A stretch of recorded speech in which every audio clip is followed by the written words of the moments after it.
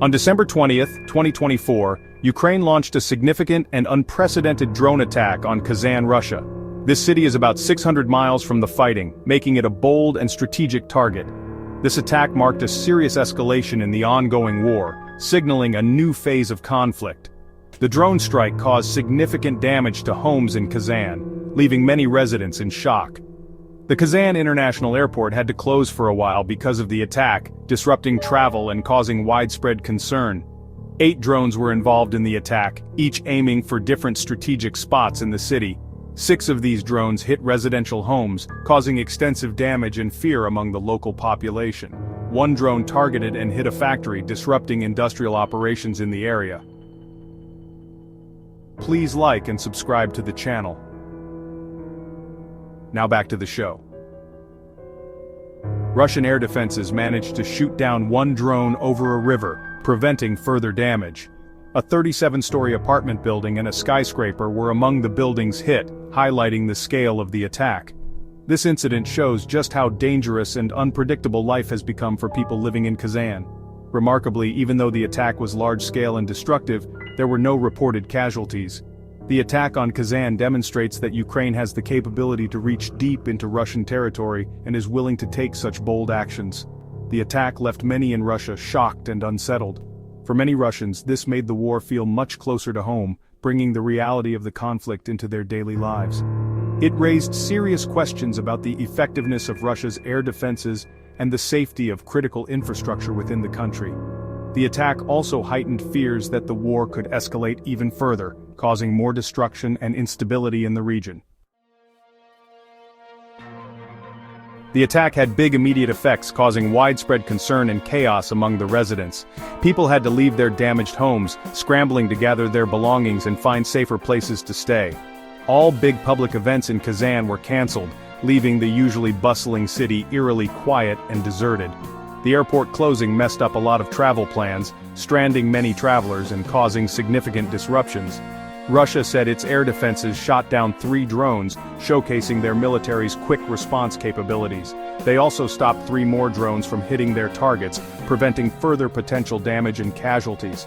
This showed that the Russian military was ready for these kinds of attacks, maintaining a high level of vigilance and preparedness. Even though there was damage, Russia said the attack wasn't that bad, downplaying the severity to maintain public confidence. Maria Zakharova, a spokesperson for Russia, said the factory wasn't damaged, aiming to reassure the public and international observers. She said 2 drones hit the 37-story apartment building, but didn't say how bad the damage was, leaving some questions unanswered. Russia probably wanted to keep people from panicking and to look strong, managing the crisis with a controlled narrative. By saying the damage wasn't bad and that their air defenses worked well, they wanted to make people feel safe and stop future attacks, projecting an image of resilience. But this attack definitely made Russia worry about how safe they are from Ukraine, highlighting vulnerabilities and prompting heightened security measures. After the attack, Ukrainian President Volodymyr Zelenskyy said Ukraine was still attacking Russian military targets. He said Ukraine was using both drones and missiles. Zelenskyy's words showed Ukraine is determined to fight back inside Russia. Zelenskyy also said he met with the CIA director William Burns, who was leaving his job. Zelenskyy thanked Burns for his help during the war. This shows the US and Ukraine share secret information. The United Kingdom gave Ukraine over £2 billion or $2.5 billion to help their military. This money comes from frozen Russian money. Russia was angry about this and called it a scam. Russia sees the UK helping Ukraine as a direct threat and has warned other countries not to get involved. The drone attack on Kazan is a big change in the war between Ukraine and Russia. This event marks a significant escalation in the conflict, showing the increasing capabilities of modern warfare. It shows Ukraine's military is getting stronger and can hit targets far inside Russia. This development could shift the balance of power in the region, making the conflict even more unpredictable. This makes people worry that the war could get much worse, which would be bad for everyone. The fear of escalation looms large, affecting not just the immediate region but potentially the entire world. Different countries reacted differently to the attack. Some called for immediate peace talks, while others prepared for the possibility of further conflict. Countries helping Ukraine said the attack was bad, but that they would keep helping Ukraine defend itself. They emphasized the need for continued support to ensure Ukraine's sovereignty. Russia and its friends said the attack was dangerous and could make things worse in the area. They warned of severe consequences if such actions continue.